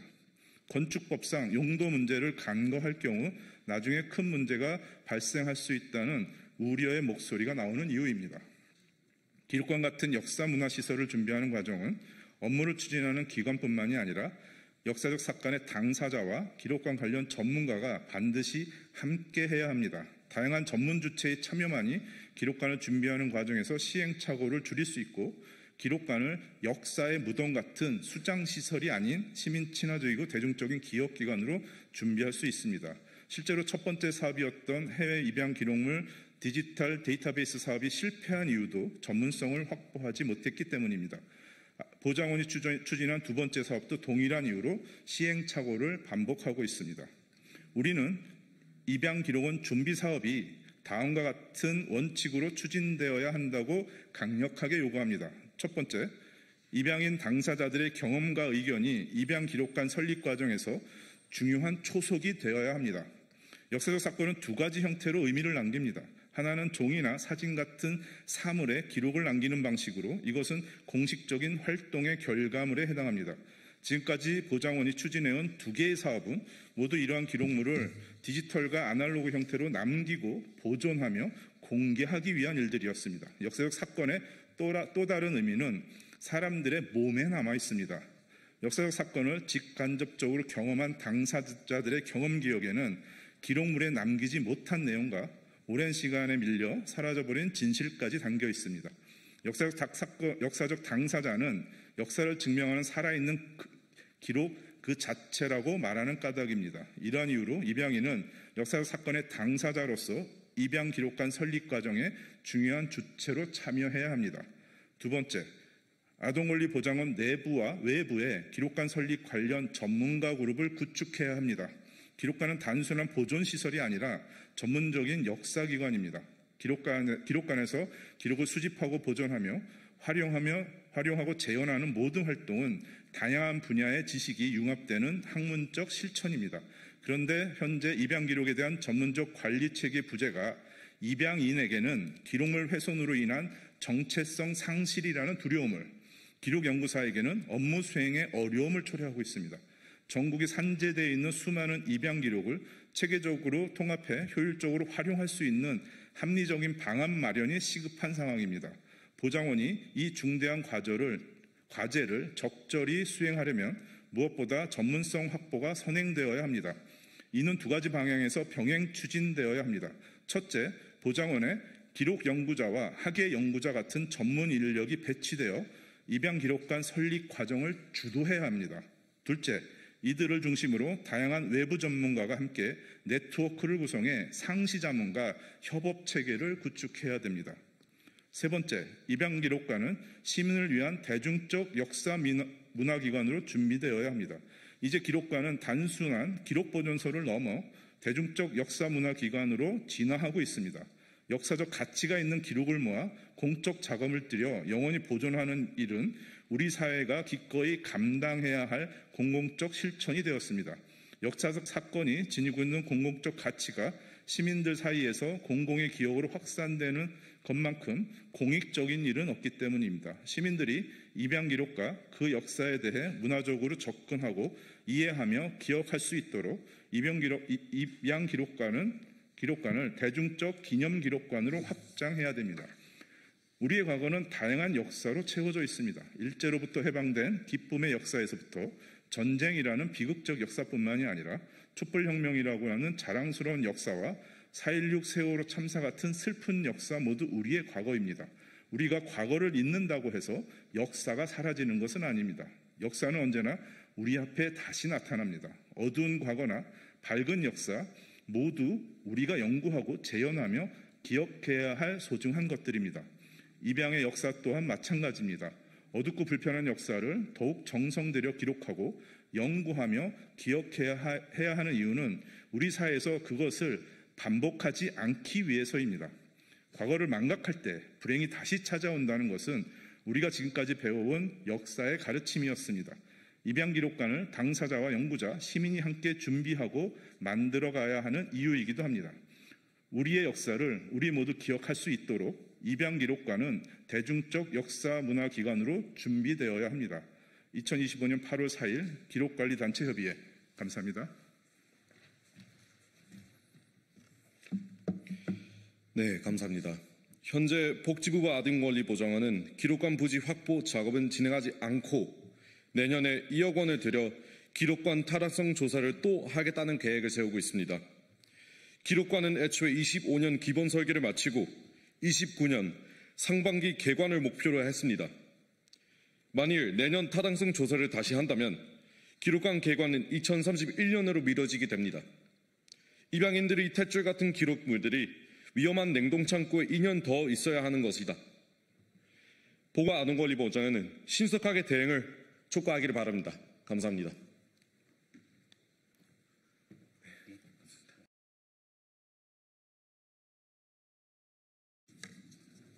예, 안녕하십니까. 오늘은 김학의 긴급 출국 금지 사건에 대하여 삽질 규정에 마침표를 찍습니다. 라는 제목으로 기자회견 진행하겠습니다. 먼저 참석하신 분들 소개해드리겠습니다. 더불어민주당의 이성윤 의원님 오셨습니다. 조국혁신당의 차규근 의원님 오셨습니다. 조국혁신당의 이혜민 의원님 오셨습니다. 그리고 저는 조국혁신당의 사무부총장을 맡고 있는 이규원입니다. 그럼 기자회견 진행하겠습니다.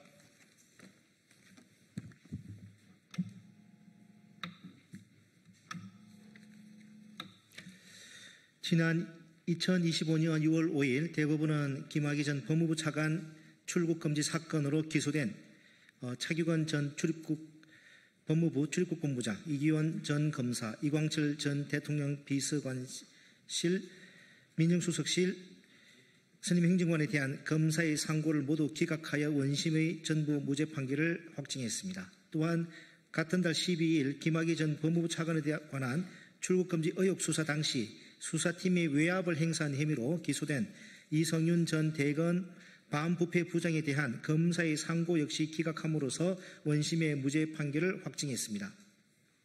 이 사건 수사가 시작된 지 4년 6개월 반의 시간이 지났어야 사건의 진실이 밝혀졌습니다. 검찰의 생사람 잡는 억지 수사와 무도한 기소에 대한 법원의 답은 정의롭고 명쾌했습니다. 이제 김학의 출국금지 사건 종전 피고인들은 사필 규정의 상식적인 입장에서 이 사건의 마침표를 찍으려고 합니다.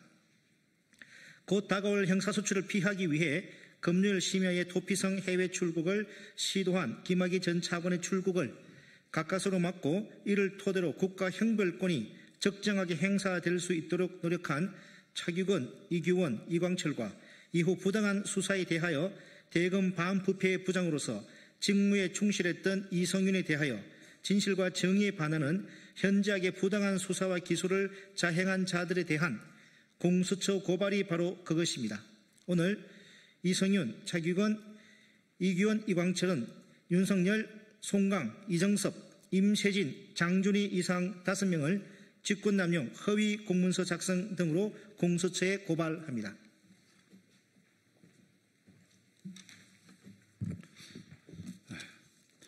장준희 검사는 이 사건을 이른바 공익제보라는 미명하에 국민의힘에 제보하여 사건을 정치화했습니다. 현직 검사로서 당시 야당 국회의원에 줄을 대서 공익신고서를 제출하고 이를 받은 야당은 정치 쟁점화했습니다. 과연 현직 검사로서 정당한 업무 수행, 정당한 공익제보입니까? 윤석열 당시 검찰총장은 대검에 접수된 이른바 공익신고서를 형소법상 적법한 관할에 입예되게 수원지검으로 재배당했습니다. 당시 수원지검에는 김학의 전 차관을 부패 범죄로 구속한 이정섭 검사가 재직 중이었습니다. 유재수 사건으로 조국 민정수석과 백원우 민정비서관을 기소한 검사였습니다. 윤석열은 검찰총장으로서 직권을 남용하여 사건을 수원지검에 보내 자신의 뜻에 맞게 수사가 이루어지도록 한 것입니다. 이러한 사건 배당 행태가 과연 정당한 것입니까? 검찰총장이 전체 검찰청 소속 공직자들을 장기판 말 다루듯 하는 것이 과연 정당한 공직 수행입니까? 송강, 이정섭, 임세진 검사는 김학의 전 차관에 대한 긴급 출국금지 조치가 위법하다고 주장하면서 막상 그 긴급 출국금지를 결정한 봉욱 당시 대검차장, 윤대진 검찰국장 등 고위 검사들에 대해서는 형식적인 수사 진행만 하면서 김학의 전 차관에 대한 긴급 출국금지의 단순 실행자인 이규원, 차규근, 소통 역할을 한 이광철, 당시 문무일 총장의 뜻에 따라 수사 지휘를 한 이성윤에 대해서만 대대적인 수사를 벌이고 수사 상황을 실시간으로 언론에 흘렸습니다. 이들 4사람은 모두 검찰개혁 국면에서 윤석열의 대척점에 서 있던 사람들이라는 공통점을 갖고 있습니다. 김학의 전 차관에 대한 출국금지가 위법하다면 그 출금을 결정한 사람에 대한 수사부터 하는 것이 순서이지 않겠습니까? 김학의 전 차관에 대한 긴급 출국금지보다 문제가 훨씬 심각한 노건평 씨에 대한 긴급 출국금지를 제거한 문무일 전 성완종 사건 수사팀장에 대한 수사는 공소시효가 많이 남아 있었는데도 수사를 안 한 것은 제 식구 봐주기 아닙니까? 이 사건을 수사할 당시 윤석열 검찰은 1년 반 동안 내내 조국을 필두로 하여 문재인 정부 인사들을 사냥하고 있었습니다. 그러면서도 윤석열은 자신과 한동훈 등 핵심 참모들이 개입된 채널A 사건 등에 대해서는 철저하게 사건을 무마하면서 추미애 법무부 장관과 갈등을 빚고 있었습니다. 김학의 출금지 사건 수사를 통하여 윤석열은 자신의 눈밖에 난 사람들에 대해 보복을 한 한편 문재인 정부의 검찰 개혁을 파탄내고 문재인 정부를 능멸하고자 하였던 것입니다. 장준희, 송강, 이정섭, 임세진 모두 윤석열의 충실한 하수인 역할을 수행했다고 밖에 볼 수 없습니다. 윤석열은 과거 수사권, 기소권 가지고 보복하면 그것은 깡패나 하는 짓이다라는 어록을 남긴 바 있습니다. 윤석열은 검찰총장으로서 수사권과 기소권을 수단으로 문재인 정부와 4명의 피고인들에게 복수하고자 검찰총장의 권한을 오용, 남용했습니다. 공적 권한을 원래 취지를 배반하여 오남용한 이들 5명에 대하여 공적 벌을 주어야 합니다. 그 벌을 통하여 공적 권한을 오남용한 피고발인들이 합당한 벌을 받는 것이 훼손된 법치를 바로잡는 것이고 그것이 사필 규정의 완성이라고 할 것입니다. 공수처가 엄정하게 수사를 해주시리라 믿습니다. 그리하여 이들 5사람이 죄에 상응하는 무거운 처벌을 받음으로써 다시는 검찰이 공적인 권한을 사적인 용도에 오남용하지 못하도록 일벌백계로 삼아야 합니다. 공수처가 부끄러운 검찰권 오남용 역사에 경종을 울리는 이정표가 되는 공정하고 납득할 수 있는 수사 결과를 내놓을 것으로 기대합니다. 국민들께서도 깊은 관심과 응원 부탁드립니다. 감사합니다.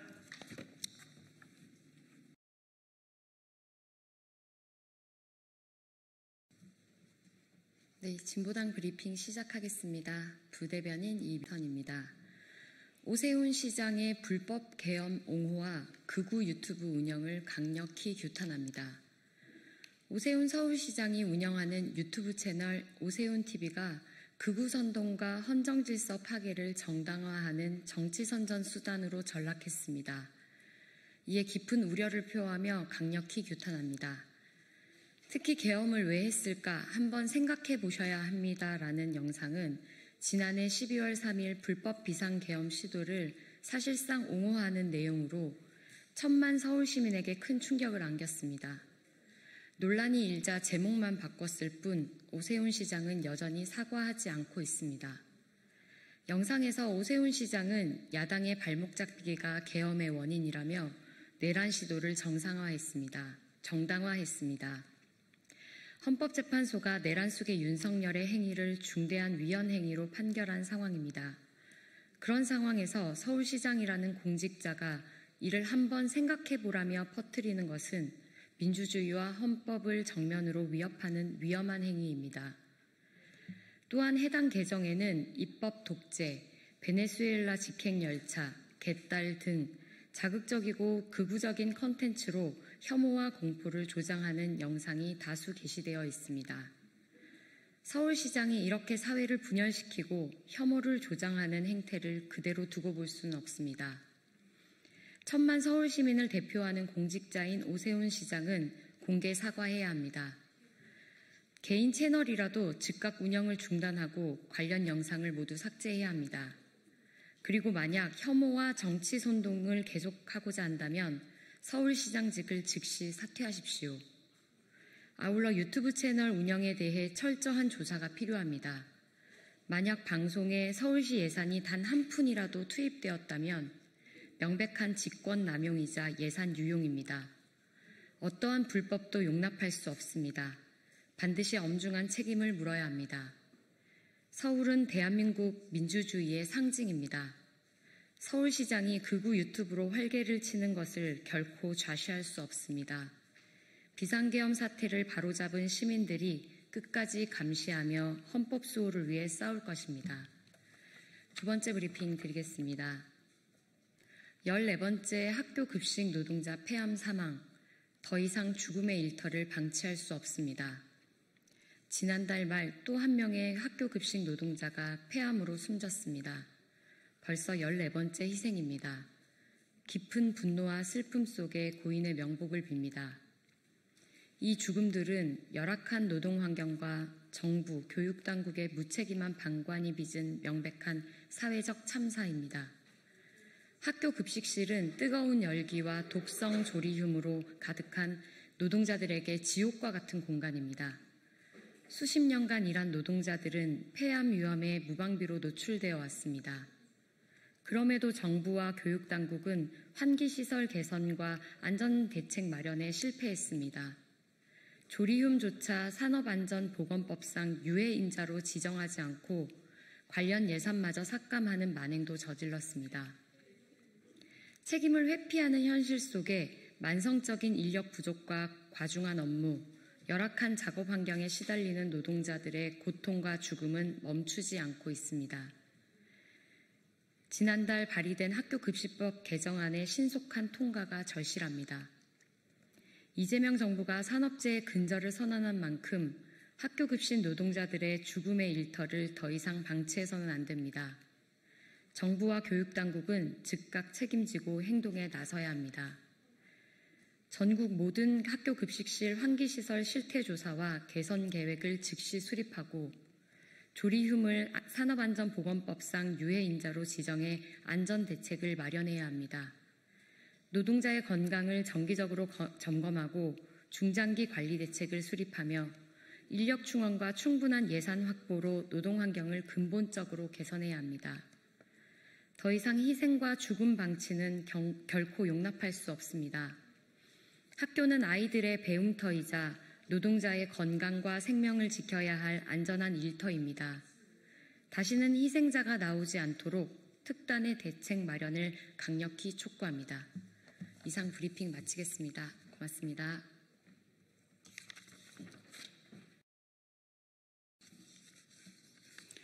네, 안녕하십니까. 조국혁신당 원내대변인 백선희입니다. 정권의 방송에서 국민의 방송으로 이제 공영방송 정상화의 시간입니다. 윤석열 정권은 공영방송의 이사진과 사장을 친정권 인사로 채우며 방송 운영을 정권 중심으로 장악해왔습니다. 이에 대해 법원은 MBC 대주주인 방송문화진흥회 이사의 임명 효력을 정지하는 가처분 결정을 내렸습니다. 사법부가 공영방송 운영의 중립성과 정당성에 제동을 건 것입니다. 이러한 조치들은 공영방송의 자율성과 언론 본연의 기능을 심각하게 훼손했습니다. 언론 현장과 시민사회는 이를 정권의 언론 통제의 시도로 규정하며 강하게 비판하고 있습니다. 조국혁신당은 이번 방송법 개정안을 통해 이러한 비정상을 바로잡고 공영방송을 다시 국민의 품으로 되돌리려 합니다. 이번 개정안은 이사회의 이사수를 확대하고 사장 선출 절차에 국민추천위원회를 도입했습니다. 정치 권력이 아닌 국민이 방송 운영의 정당성과 대표성을 직접 형성할 수 있도록 설계한 것입니다.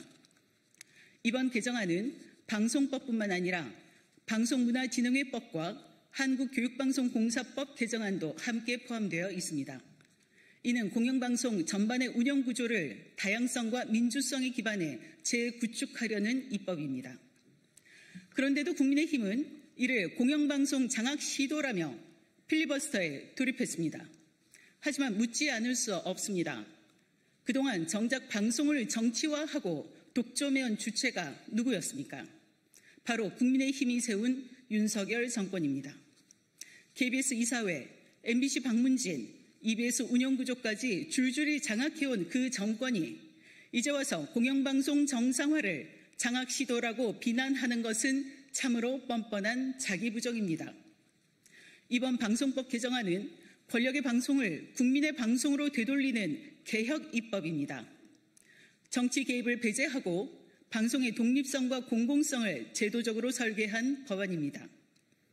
우리는 더 이상 정권이 임명한 이사들이 사장을 뽑는 구조를 방치할 수 없습니다. 이번 개정안은 조국혁신당 신장식 의원과 이혜민 의원안이 반영된 결과입니다. 오늘 본회의에서 이혜민 의원은 직접 필리버스터에 참여해 방송법의 필요성과 정당성을 국민께 소상히 설명해 드릴 예정입니다. 조국혁신당은 언론의 자유를 지키기 위해 싸우고 있습니다. 정권은 바뀌어도 국민의 알 권리는 사라지지 않습니다. 공영방송은 권력의 것이 아니라 국민의 것입니다. 정권의 방송에서 국민의 방송으로 이제 공영방송 정상화의 시간입니다. 이상입니다. 감사드립니다. 네. 국민의힘 대변인 이준우입니다. 버닝성 성범죄 가해자를 변호한 전치영 공직기강 비서관은 즉시 사퇴해야 한다는 내용입니다. 성범죄 가해자를 변호한 인물이 대통령실에서 공직기강을 책임지고 있다고 합니다. 공직자의 기본 자질은 도덕성이고 정부를 신뢰할 수 있는 최소한의 조건은 공직기강의 철저한 관리입니다. 아직도 충격이 가시지 않은 버닝썬 클럽 사건은 집단 성범죄, 불법 촬영 등은 온갖 추악한 범죄의 총집합이었습니다. 법원은 가해자 김 씨에 대해 여성을 쾌락의 도구로 삼았고 재범 가능성이 높다며 징역 4년을 선고했습니다.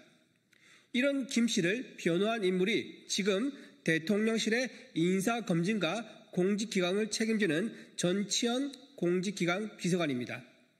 심지어 유일하게 1심에서 3심까지 모두 참여했던 변호사라고 합니다. 이런 인물이 대통령실 공직기강 책임자로 일한다는 것 자체가 공직사회의 충격이자 대한민국 국민의 절반이 여성에 대한 모욕입니다. 전 비서관은 심지어 가해자 김 씨를 변론하면서 피해 여성들이 술에 취해 기억이 불분명하고 사건 발생 3년 뒤에 고소했다면서 피해 여성들의 진술 신빙성을 떨어뜨리는 전략을 구사하기도 했습니다. 3년 동안 악몽에 시달려왔을 피해자 입장에서는 2차 가해와 다름없어 보이는 끔찍한 변론입니다. 아울러 성비위를 저지른 공무원이 전치현 비서관과 똑같은 논리로 무죄를 주장한다면 뭐라고 하겠습니까? 이런 사람이 공직사회 기강을 바로 세울 수 있겠습니까? 만약 전 비서관의 딸이 피해자라면 가해자를 두둔하는 사람이 대통령실에서 일하는 거 가만히 두고 볼 수 있겠습니까? 가장 앞장서서 사퇴를 촉구했을 것입니다. 이재명 정권의 전 비서관 임명은 단순한 인사 실패가 아닙니다. 3심까지 변론했으므로 대통령실 주변에서는 아마 모르지 않았을 것입니다. 전 비서관에 대한 임명은 이진수 교육부 장관 후보자, 강선우 여가부 장관 후보자, 최동석 인사혁신처장에 이어 미필적 인사 실패로 보입니다. 국민은 성범죄를 변호한 자에게 75만 공직자의 윤리를 맡길 수 없다고 합니다. 이재명 정부의 인사 실패에 활용 점정인 만큼 즉각 사퇴하시길 바랍니다. 마지막 부분 다시 좀 하겠습니다. 국민은 성범죄자를 변호한 자에게 75만 공직자의 윤리를 맡길 수 없다고 합니다. 이재명 정부 인사 실패에 활용 점정인 만큼 전치현 비서관은 즉각 사퇴하시길 바랍니다. 네, 이준우 대변인입니다. 고맙습니다.